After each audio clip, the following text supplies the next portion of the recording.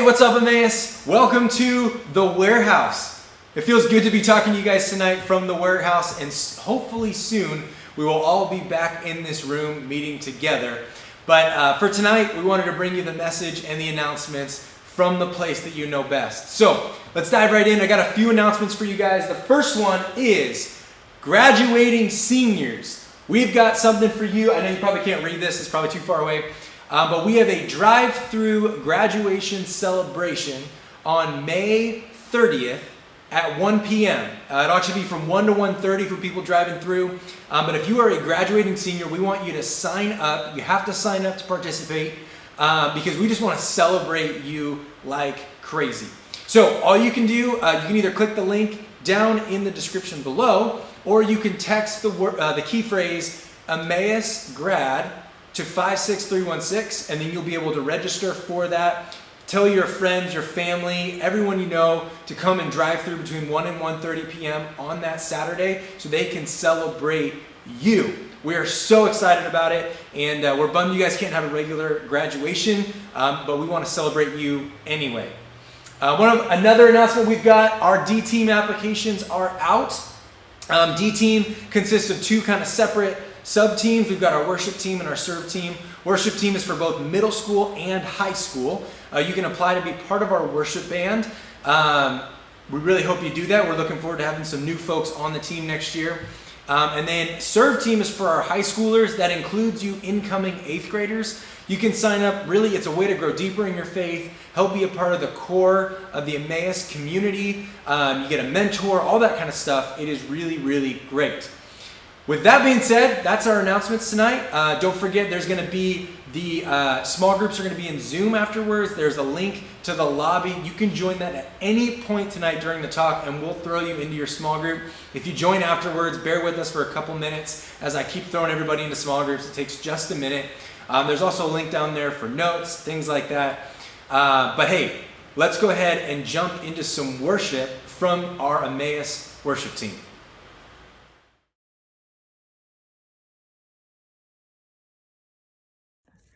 Okay, my mom entered the last take, so take 501.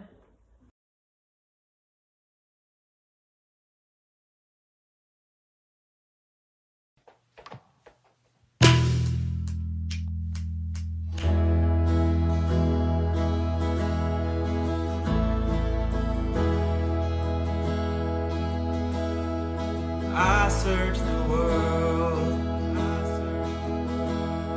but it couldn't fill me. Man's empty praise and treasures that fade are never enough. Then you came along and put me back together. Desire is now satisfied here in your love. Oh, there's nothing better than you. There's nothing better than you, Lord. There's nothing. Nothing is better than you.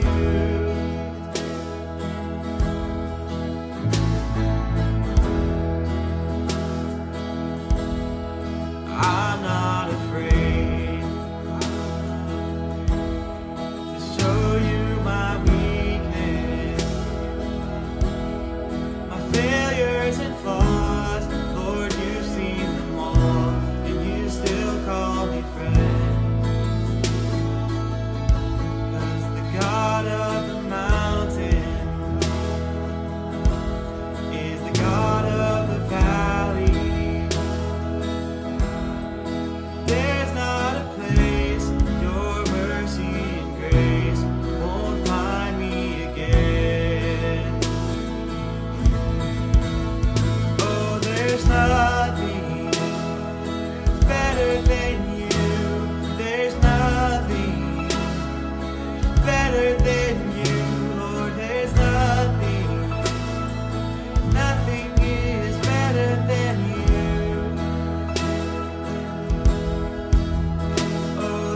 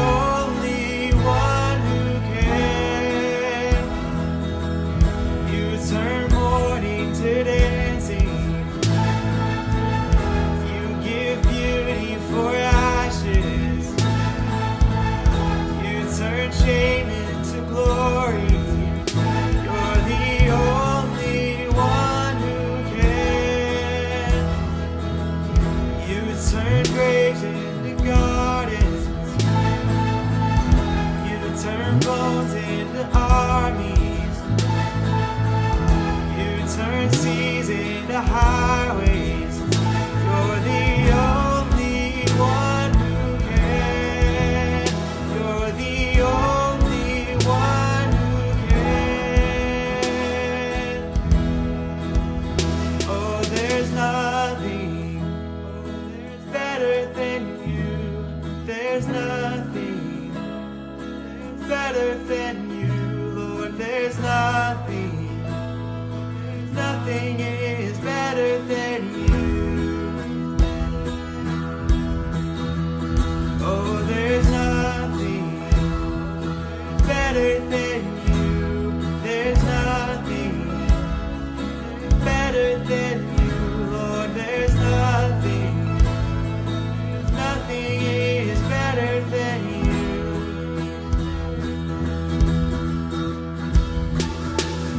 You turn graves into gardens.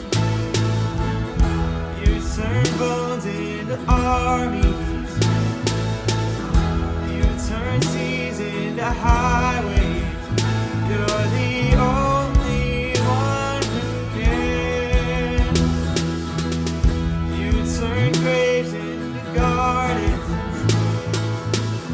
You turn bones into armies. You turn seas into highways. You're the only one who can. You're the only one who can. You're the only one who can.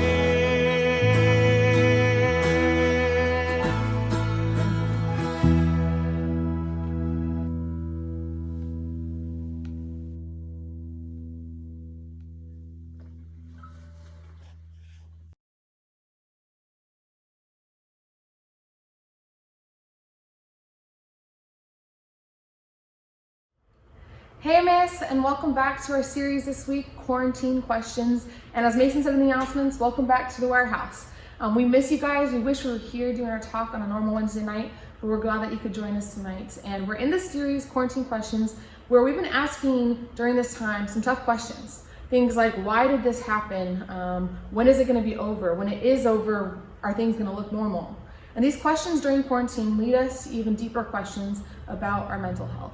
And so last week, Mason talked about isolation and depression. And this week, we're tackling a different question. It says this: what do I do about the anxiety I'm experiencing during COVID-19?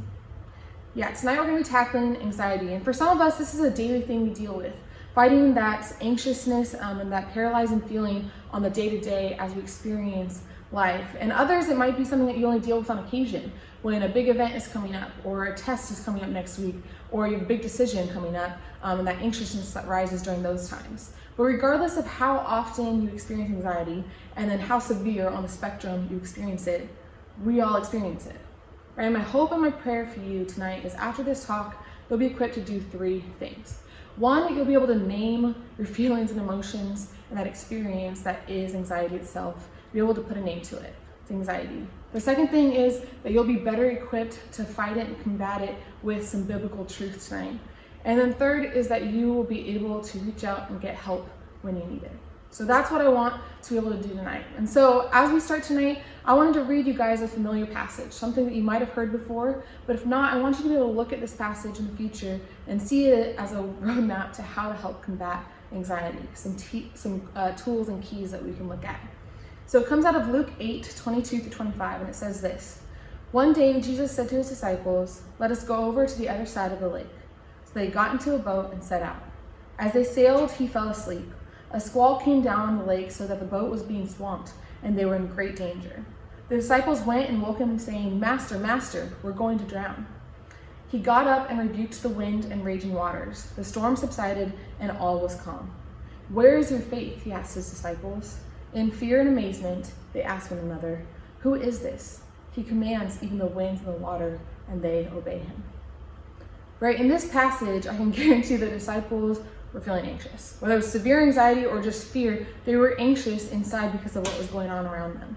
Uncertain about whether they're going to live or make it out of this storm that they were in this boat. They didn't see a way around the storm, and the certain fact was that they were scared to death, right? And I can't help but relate where they found themselves out in the water. See, I look back in March, before shelter in place happened, and I can't help but think I would have done something differently if I'd known what was coming. If I'd known shelter in place and quarantine was coming. Because maybe the disciples, if they'd known that storm was coming, they wouldn't have sailed that day, right? Or they would have taken extra precaution, gotten extra food on the ship, or maybe they just talked to Jesus beforehand, right? And if I had known that shelter in place was coming before it happened, I would have spent more time with my friends beforehand. I would have traveled earlier in the year. I don't know, I would have done something. But what I do know is I felt like coronavirus came out of nowhere for me.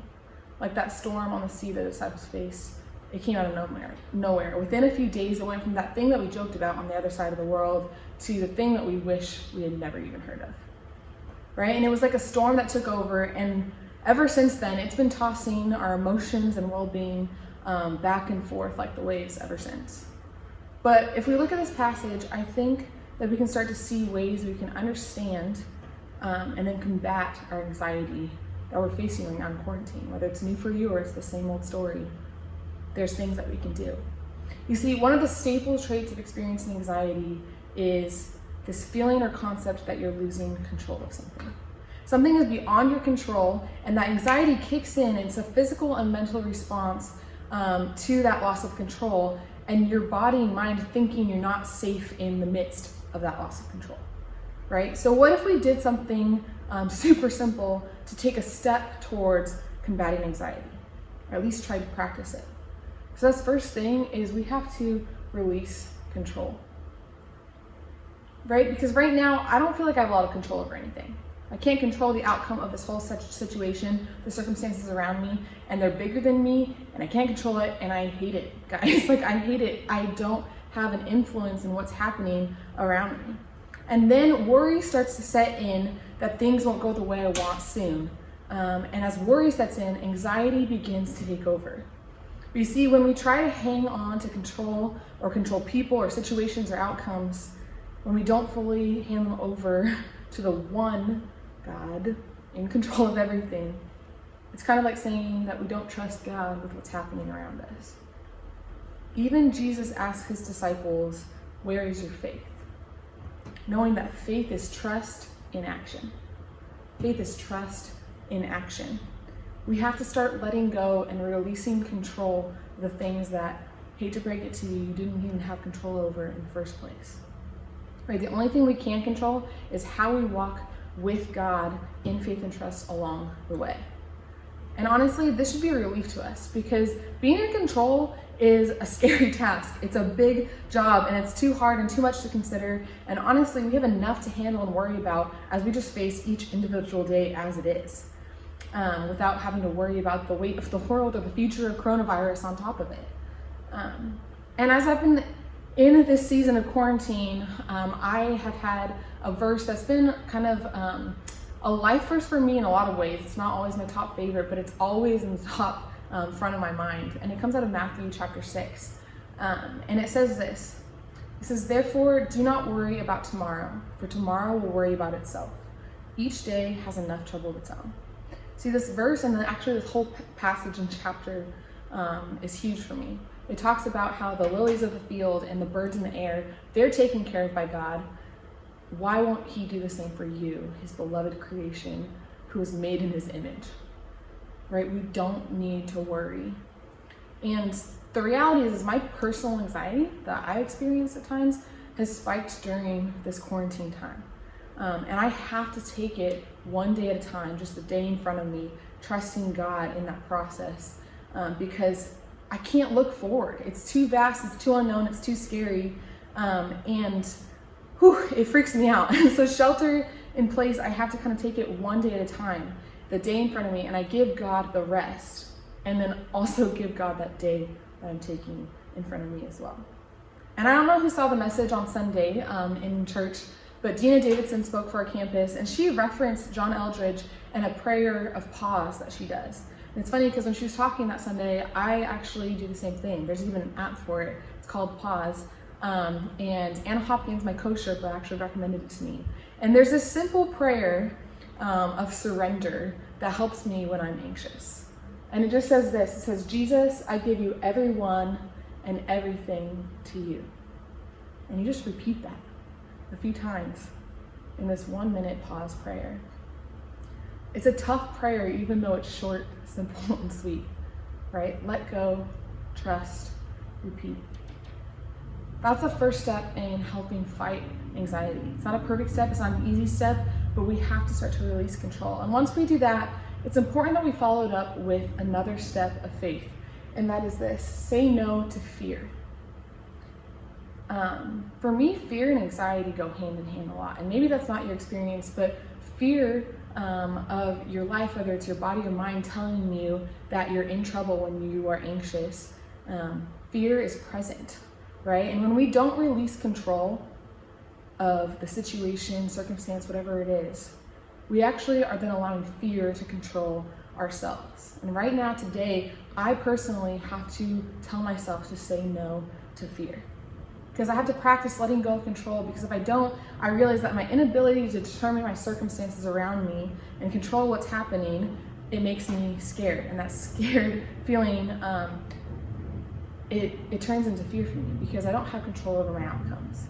So I have to say no to fear. And the way I do that is by combating fear with truth. See, there's a simple truth. It's that God loves me, and perfect love casts out fear. So I focus on God's love for me.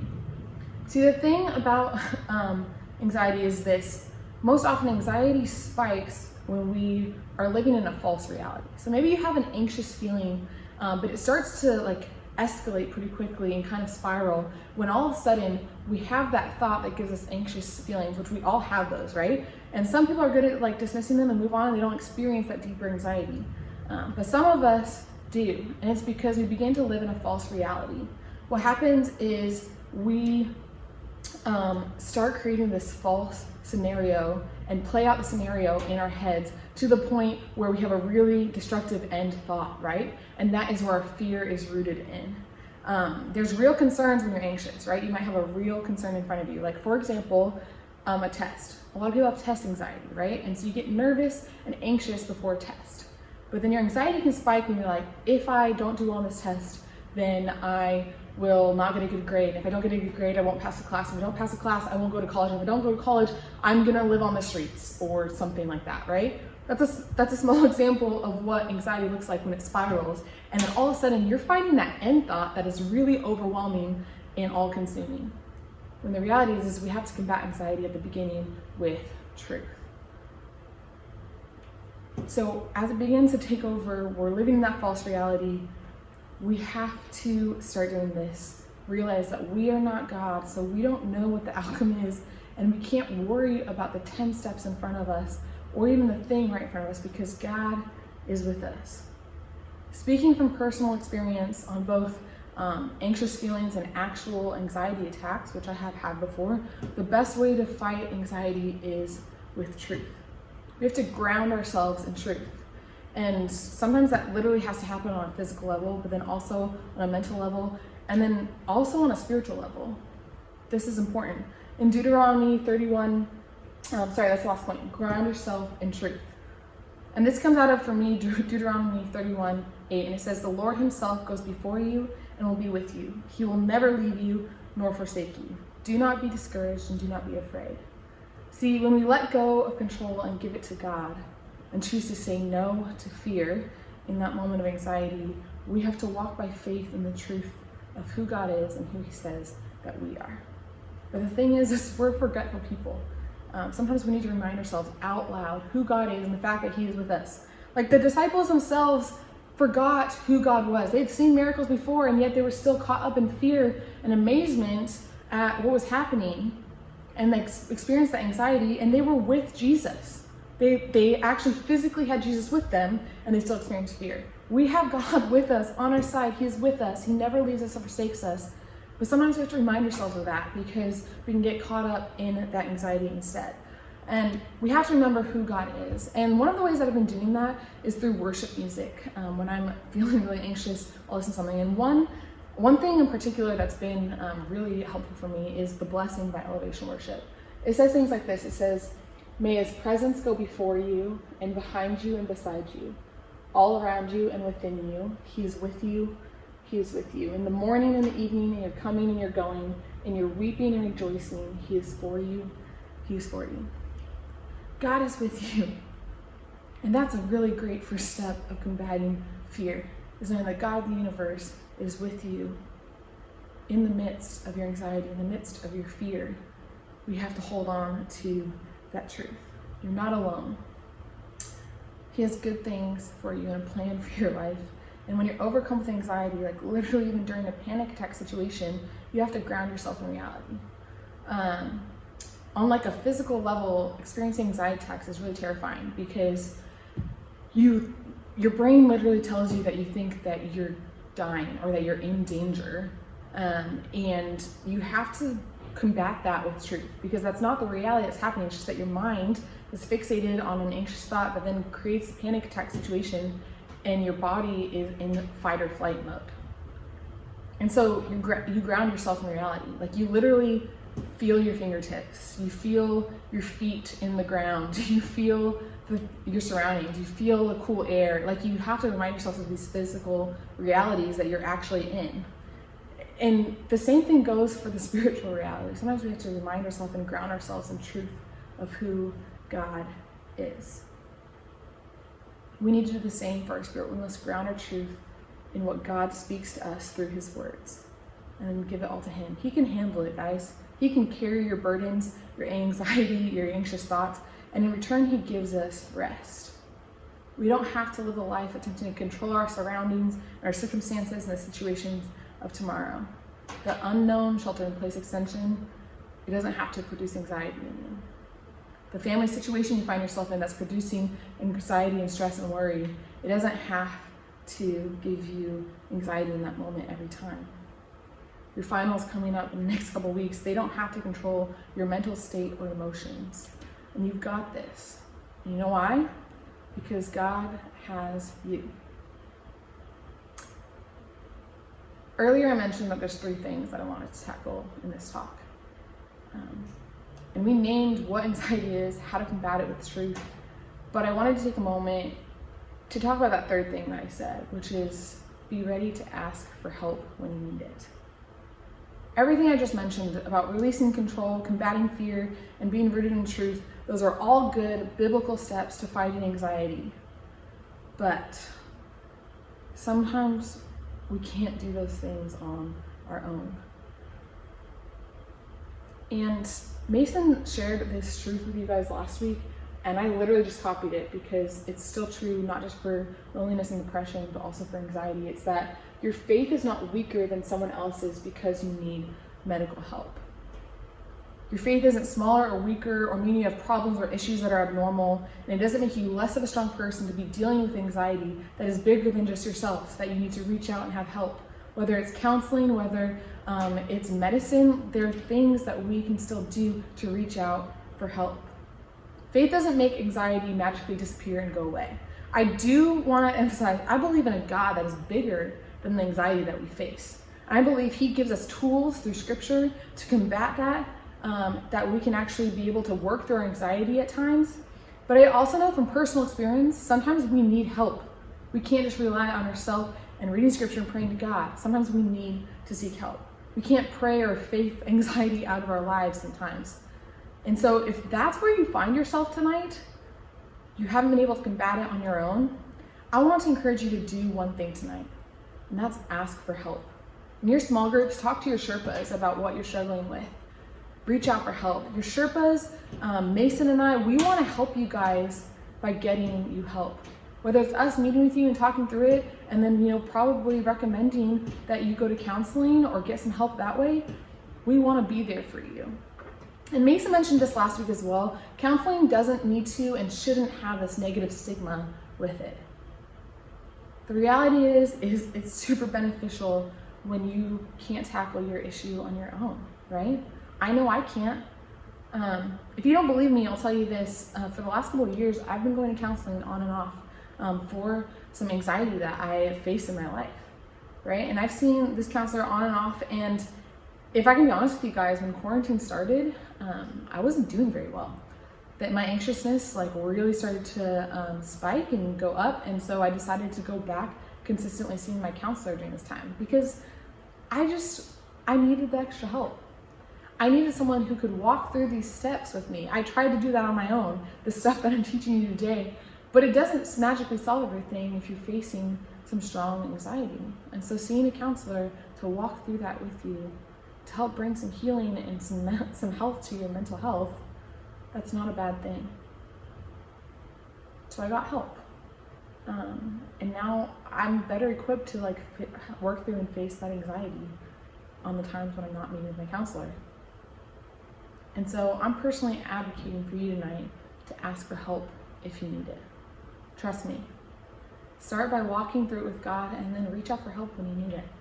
Because this final thought, again, I stole this from Mason last week because it's kind of wrapped up the end of my sermon as well, is we are here for you, we care about you, and we want you to be healthy, both mentally and spiritually.